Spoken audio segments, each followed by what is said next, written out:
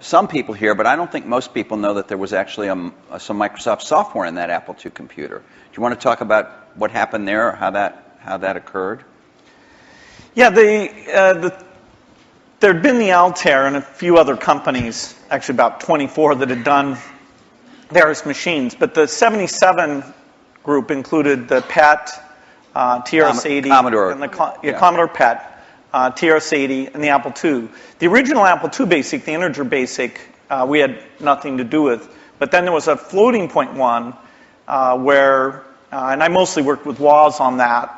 Let me tell this story. Okay. So Woz, my partner, we started out with this guy named Steve Wozniak, brilliant, brilliant guy. He writes this BASIC that is like the best BASIC on the planet. It does stuff that no other BASIC's ever done. You don't have to run it to find your error messages. It finds them when you type it in and stuff. It's perfect in every way, except for one thing, which is it's just fixed point, right? It's not floating point. And so we're getting a lot of input that people want this BASIC to be floating point. And like we're begging Woz, please, please make this floating point. Who's we? How many people are in Apple? Well, me. Yeah. We're begging Woz to make this floating point, and he just never does it. And he wrote it by hand on paper. I mean, he didn't have an assembler or anything to write it with. It was all just written on paper, and he'd type it in. He just never got around to making a floating point. Why? Well, this is one of the mysteries of life. I don't know, but he never did.